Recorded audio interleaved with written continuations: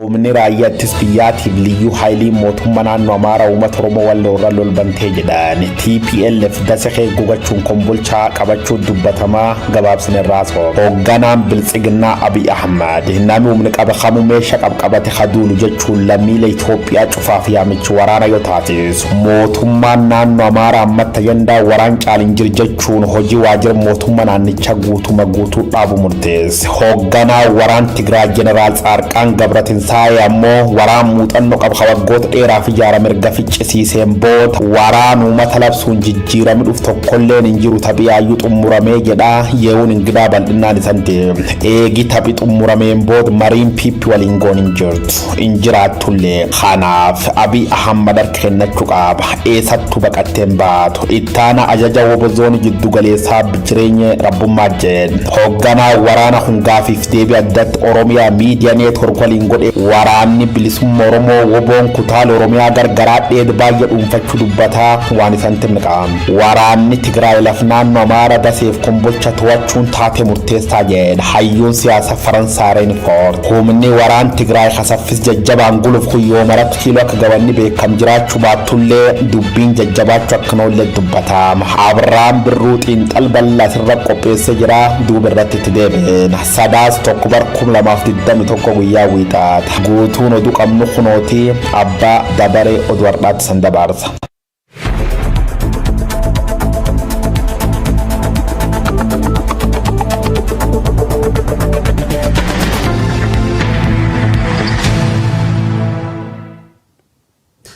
kutaalee addunyaa irraa hordoftan martuu nageenyi keenya sanaa dhaqqabu ashamaa akkam jirtu daawwattoota OMN oduuwwan sa'aatii kana qabannee dhiyaannee jirra Abrahaam Birruutu oduu sun itti himam.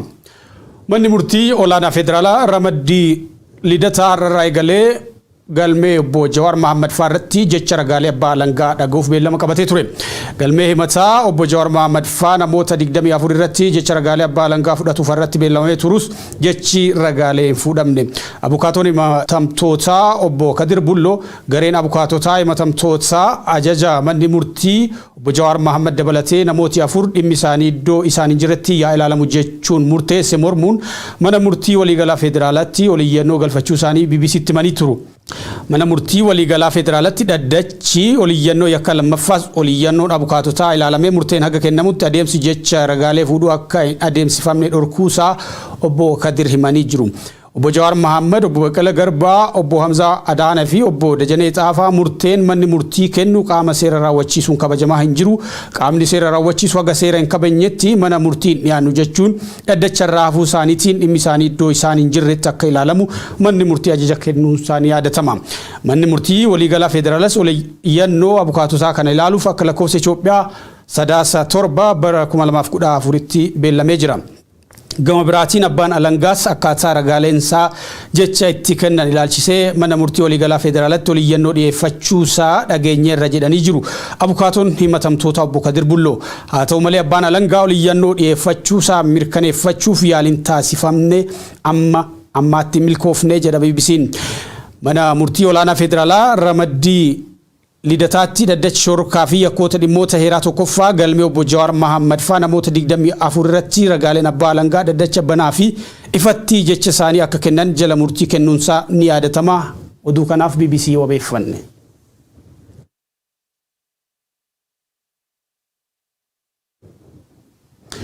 Mootummaan Abiy Ahmad lubbuu lammiilee qulqulluu kan ficcisiisee itti gaafatama jalaa waan hin baaneef harka kennachuu qabaa jedha ajajaa ittaanaan waraana bilisummaa Oromoo zoonii giddugaleessaa jireenyaa rabbummaa. Hiree Oromoo kan murteessu waraana bilisummaa Oromooti malee qaama biraatii miti ka jedhe ajajaan waraana bilisummaa Oromoo giddugaleessa Oromiyaa aanaalee Amboo Gindabaratii fi Midaaqayyi dabalatee bakkeewwan hedduu to'achuu ji'ootaaf to'annaa isaa jala oolchuusaa himeeti jira. Guyyoo Waariyoo gabaasa kana qindeessee jira.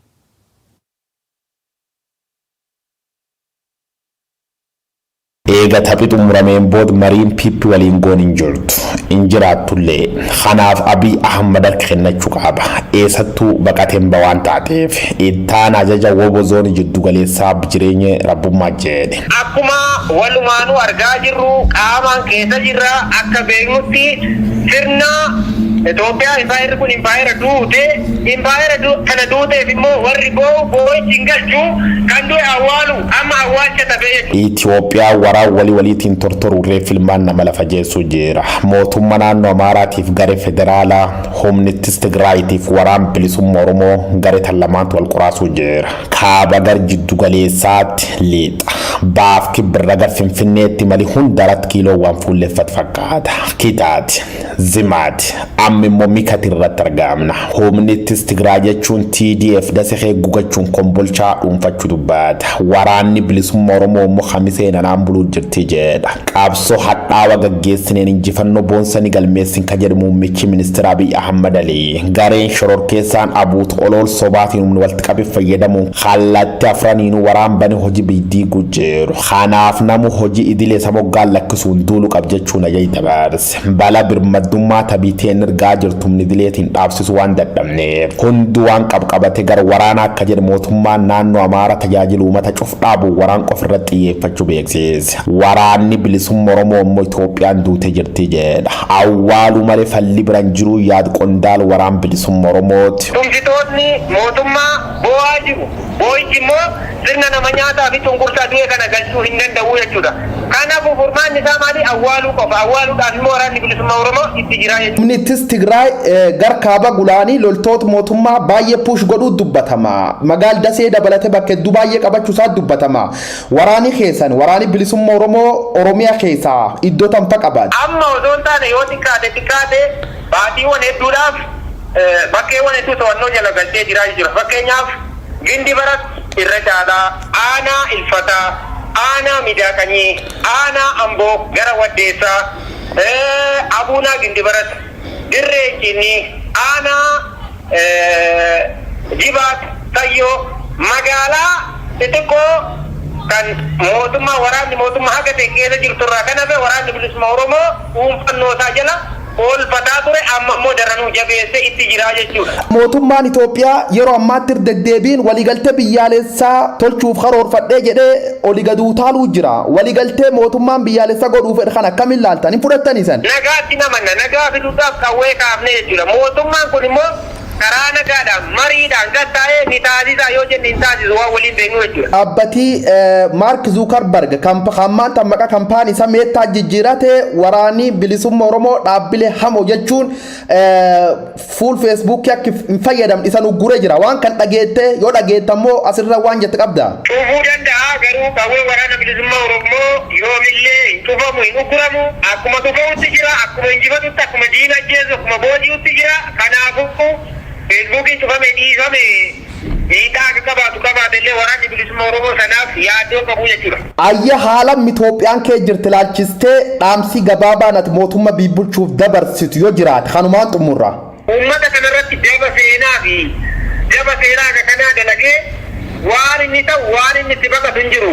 Harka kennachuu qaba yoo harka kennate furmaatinni bakka ta'e lafa inni naqu hin jiru guyyoo.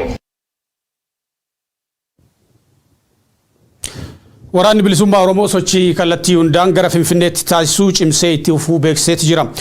Waboon gama kaaban socho'u godina addaa saba Oromoo Wallootti humnoota sirna bilchiginaa tiksan waliin lolatti turuu kan hime wayita ta'u magaalota Kamisee fi Sanbateetti hidhamtoota manneen hidhaa sirnichaatti dararamaa turanii kuusaa dubbii himaan abaa'oo waboo idil addunyaa odaa tarbii ibsanii jiru.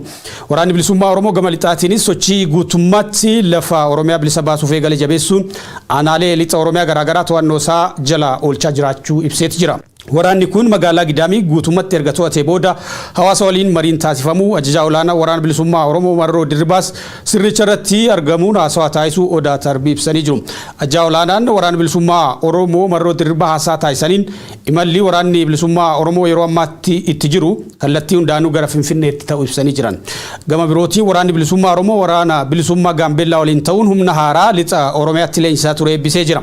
Sirna eebbaa kanarratti ajajaan waraana bilisummaa Gaambeellaa Gaatluwaak Bu'oom waraanni waloo leenjii kun eebbaaf qaqqabuutti ka gammadan ta'uu ibsuun tumsa waraanni bilisummaa Oromoo fi ajajaa waraana bilisummaa Oromoo Marroo Dirribaa waraanni bilisummaa Gaambeellaa akka jabaatuuf taasisaa turaniif galateeffatanii jiru.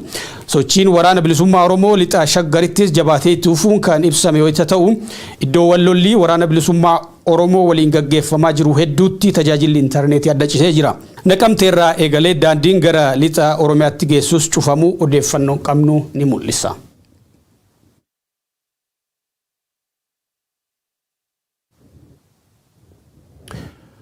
Wayita waraanni waggaa baranaa kaaba Itoophiyaa Tigraayitti eegalamee dhiibee giddugala biyyaatti ce'aa jiru kanatti waamichi duulaa fi labsii murtoowwan garaagaraa gama mootummaatiin itti fufanii jiru.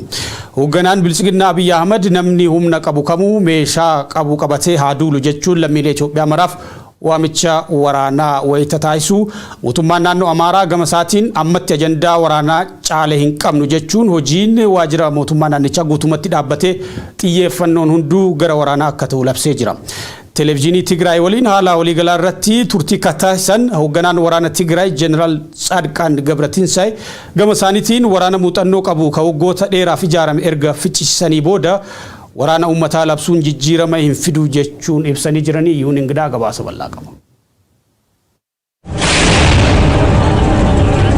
Waraanni kaaba Itoophiyaa Sadaasaa Afur bara 2020 badhaafamaa Noobeelii nageenyaa ministeera muummee Abiyyi Ahmediin labsamee ifatti eegale. Taateewwan garaagaraa hedduun dursanii tilmaamuuf rakkatan keessummeessaa waggaa lakkoofsisuun har'atti fulleera. Waraanni maqaa duula seera kabachiisuu jedhuun torban lamatti hobbaasuuf dhaadatamee labsame kun gara jalqabaa olaantummaa waraana Bilisiginnaa fi michoota isaatiin kan xumurame fakkaatee kan ture ta'us yeroo booda haalonni bifa jijjiirrataniiru. Humnoonni Tigraay dhumatee badan jedhaman mataa ol qabatanii ciniinnatanii loluun waraana Bilisiginnaa humnoota Amaaraa fi Eertiraa akkasumas tumsaa michoota Abiyyi Ahmediin qolatanii dirree lolaa jijjiiruuf danda'aniiru. Gidduu kana ammoo magaalota Tarsiimoo lolaaf akkaan murteessoo ta'anii fi hiree waraana kanaa murteessuuf danda'an Dasee fi Kombolchaa to'achuun imala gara Finfinneetti taasifamuuf karaa cirataa jiraachuutu himama.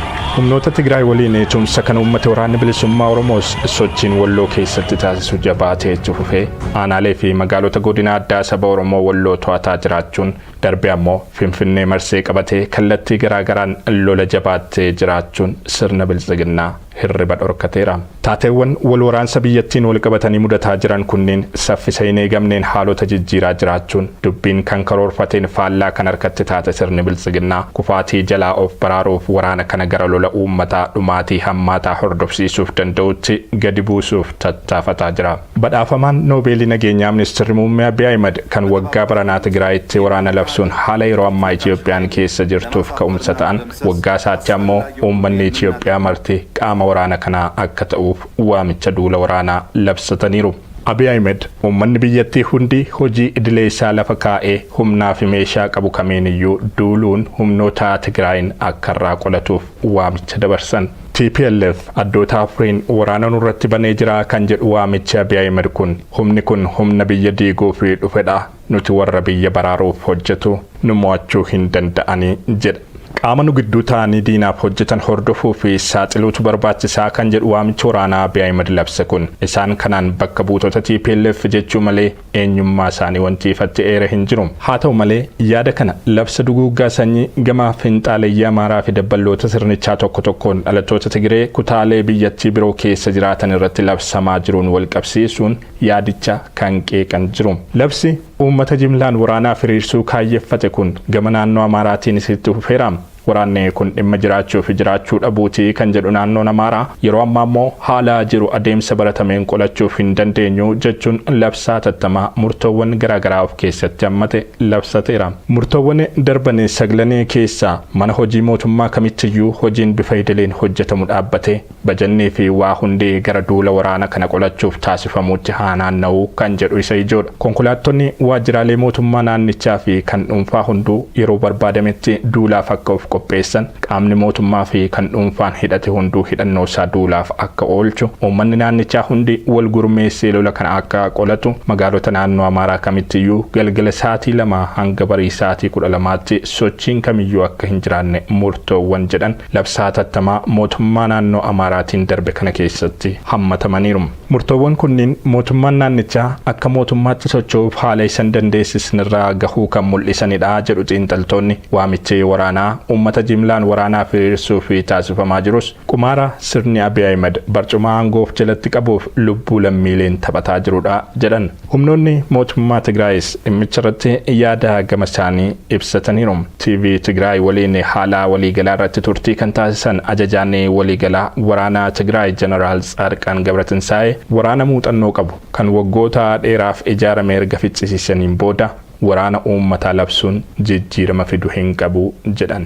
አሁን በደረሱበት ደረጃ ደርሰው ረጅም ጊዜ የተገነባ ሰራዊት ካስጨረሱ በኋላ ህዝብ አድርገን ጦርነቱን እንመልሳለን የሚባለው ነገር ቁም ነገር ያለው መስሎ አይሰማኝም።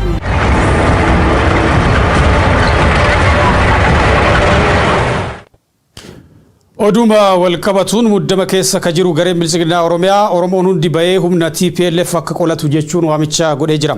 Waamicha kana kan dhiyeessan hoogganaan waajjira paartii bilisiginaa damee Oromiyaa obbo Fiqaaduu Tasammaa yoo ta'an uummanni Oromoo wareegama qaaliidhaan waggoota 7 darbaniif TPLF aangorraa kaasuu yaadachiisanii humni kun deebi'ee aangorraa nu kaasuuf waan jedhuuf uummanni ammallee bahee nu birmachuu qaba jechuun qeerroo fi qarree Oromiyaatiif waamicha godhan. Ibsa kanaan bilisiginaan ammas dargaggoonni Oromoo raayyaa ittisa biyyaatti akka makamanii waraana kana nurraa qolatan jechuu waamicha godhee jira. Haa ta'u malee dargaggoonni Oromiyaa 70 caalan ji'oota dura raayyaa ittisa biyyaatti makamanii kan turan yoo ta'u irra caalan ijoollee kana waraana kaaba Itoophiyaatiin dhumuu fi booji'amuu yeroo garaagaraatti gabaafamaa ture. Lubbuu ijoollee hiyyeessaaf dantaa kan hin qabne sirnichi ammas marsaa biraatiif waamicha gochaa jira. Kanaan wal qabatee ka darbeerraa barachuun dargaggeessii fi dardarri Oromiyaa waraana kaayyoo hin qabne kanatti akka hin dhumne beektotii Oromiyaa gorsaa jiru. Kaleessa waraanni Itoophiyaa gurmaa'ee fi humna qabu kan hin injifatin har'a eega diigamee booda waraana kana injifachuu hin danda'u. Kanaaf sichi humni kamuu bu'aa waraana kanaa jijjiiruu waan hin dandeenyeef namuu qe'ee ofii akka tikfatu waamicha godhu hayyoonnii fi qeerroowwan Oromiyaa. Caasaan Oromiyaa gara gadii, poolisiin Oromiyaa, caasaan nageenyaa Oromiyaa dubbiin kun irra gadee dirqamaan isinitti fe'amaa akka jiru hubachuun gara uummata keessanii akka gortan rakkoo guyyoota xinnootiif jettanii maqaa keessaniin xureessinaa maatii keessanii hin gaaga'inaa jechuun waamicha obbolummaa dhiyeessu qeerroowwan Oromiyaa. Dubbii dhumteef firee saba keessanii hin danqinaa sochii qeerroowwan Oromiyaa duras hin dhaabbatinaa jedhu qeerroowwanii fi hayyootii Oromiyaa dhimma kanarratti ergaa dabarsan.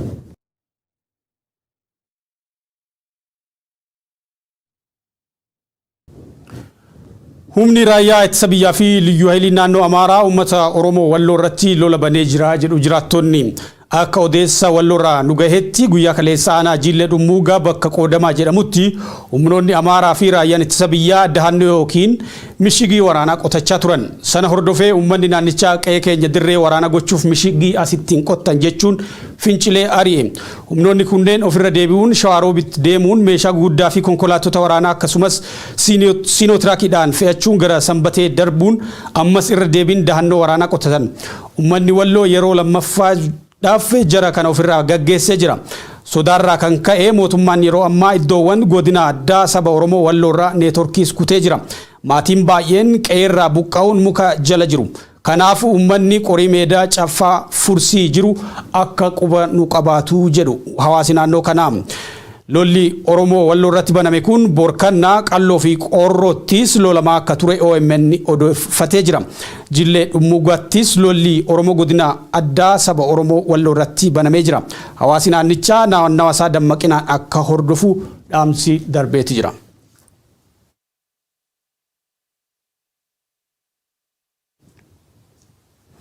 Odeessa keenya xumuraatiin waraanni Tigraay lafawwan naannoo Amaaraa Dasee fi Kombolchaa to'achuun waraanni sadarkaa murteessaarra ga'uu akeekaa jedhu hayyuun siyaasaa Itoophiyaa itti dhiyeenyaan beekan hayyuun siyaasaa Faransaay René Fort. Taatullee humni kun gaafa kam 4 kiiloo akka ga'u wanni beekamu hin jiru jedhanii jiranii xiinxala isaanii kunooti. René Fort jedhama. Namni kun qorataa siyaasaati. Lammii Faransaay yoo ta'u, siyaasa Itoophiyaa jaarraa walakkaa oliif itti dhiyeenyaan nama qorachaa ture. Siyaasa Itoophiyaa fi biyyoota Saaraa gadi ilaalchisee qorannoowwan gadi fagoo qorachuudhaan kan beekamu Reneen kanarratti artikilootaa fi qorannoowwan baay'ee maxxansee jira. Barruu gabaabaa lola kaaba Itoophiyaa irratti miila naqoreen akkana jedhee gala. Magaalonni naannoo Amaaraa Dasee fi Kombolchi qabamuun waraana kanaaf murteessaadha. Bara 1991 gaafa dargiin kufuu waraanni Adiq Dasee erga qabatee booda Finfinnee galuudhaaf guyyoota muraasa qofa itti fudhate jedhee yaadachiisa. Raayyaa ittisa biyyaa Itoophiyaa muddamaan deebisanii ijaaruuf yaaliin godhame fashalaa'ee jira jedha hayyuun kun. Immoo raayyaan amma jiru humna Tigraay waliin wal hingituu jedha. Amma booda waraana raayyaa ittisa biyyaa jabaa ijaaruuf ji'oota hedduu fudhataa ka jedhu namni kun olaantummaan humnoota Tigraay yeroo giddugaleessaatiif ni turaa jedha. Lola kaabaa kana dura dhaabbachaa kan turan garee liyyuu haayilii naannoo Amaaraatii fi Faannoo jedhaman ta'uu kan kaasu Reeneen jarri kun raayyaa ittisa biyyaa Itoophiyaatiin walaleeltee jirtii jedha keessumaa naannawa Daseetti. Kanaaf lolli kun bifa geeddaratee lola humnoota Tigraay fi humnoota Amaaraa ta'ee jira jedha. Waraanni Itoophiyaa garee Faannoo fi liyyuu haayilii Amaaraatiin salphachuu hordofee wal waraansa yookiin siivil waarii humnoota Amaaraatii fi Tigraay ta'ee jira jedha. Akeeki bulchiinsa Abiy Ahmedii fi wanni lafarratti ta'e dugdaa garaa ta'ee jira ka jedhu hayyuun Faransaay Reeneen haguma waraanni turu dandeettiin raayyaa ittisa biyyaa Itoophiyaa dadhabaa dhufee jedha. Kun immoo mootummaa giddugaleessaa caccabsaa dhufee jedhe. Mootummoonni naannolee immoo jajjabaachaa dhufanii jiru. Kun hundi akeeka Abiy Ahmed mootummaa giddugaleessaa cimsuu humna naannolee immoo salphisuu waliin faallaa ta'ee argamee jedha. Kaayyoon warra Maqalee ulaa bansiisuun uummata beela jalaa baraaruudhaa ka jedhu xiinxalli nama kanaa haga ulaan gargaarsa namoomaa kun hin banamnetti humnoonni Tigraay haga Finfinnee deemuun isaanii waan ifa ta'ee jirudha jedha. Wal'aansoo gara kibbaatti gochaa jiran kanaan humnoota Amaaraarraa dura dhaabbannaan mudachuu mala. Haa ta'u malee akkuma bara 1991 kufaatii darguu agarre bittinnaa'uu fi caccabuun waraana Abiy Ahmed taphni xumuramuu agarsiisaa jedha Renefort. Dambalii namaa hamma feeti yoo bobbaafte raayyaan ittisa biyyaa caccabnaan dumbulloo cabduu bu'aan buuftuu hin jiru jedha. Raayyaa ittisa biyyaa fi mootummaa diigame kana deebisee ijaaruu kan danda'u humna Maqalee ta'uu malaa ka jedhu xiinxalli nama kanaa ba'aa Itoophiyaa diigamte deebisanii ijaaruu baachuu irratti garuu humnoonni Tigraay walii galuu dhiisuu danda'u jedha. Tumsi waraana bilisummaa Oromoo fi humnoota Tigraay akka eegame saffisaan hojii lafarratti hin hojjennee jedha Reeneen. Karaa biraatiin waamichi marii hawaasa idil addunyaa mootummaa Abiy Ahmedii fi humnoota Tigraayiif godhe hiika dhabee jira jedha. Waraannis kan dhaabbatu yoo humnoonni qawwee qaban dhukaasa dhaaban qofaa ka jedhu beekaan Faransaay. Jarri kun immoo humnoota Tigraay, humnoota Amaaraa fi waraana bilisummaa Oromooti jedha. Malee waraanni Abiy Ahmed dhukaasa dhaabuudhaan waraanni dhaabbatu hin jiru jedhee jira. Humnoonni Eritreyaa waraana Tibbanaa keessatti qooda akka hin fudhatin kan kaasu namichi kun inumaa humnoonni Abiy Ahmed kan lixa Tigraay jiran sodaa humnoota Tigraay irraa qabaniin gara Eritreyaatti ofirra dacha'aa jiru jedha. Kun immoo humna jabaa ijaaruun humnoota Tigraay loluuf yaadameeti jedha. Lolli gara lixa Tigraay hin banamu ulaa gara Suudaan bansiisuuf humnoota Tigraay ni fayyadaa jedha. Waa maraafuu jedha Renefort. Bulchaan Eritreyaa Isaayyaas Afwerqii abjuu Itoophiyaa burkuteessuu qabutti milkaa'ee jira jedha. 4 kiloon yoom akka qabamtu garuu raaguun ni ulfaataa jedhee jira namni kun yaada isaa yoo golabu.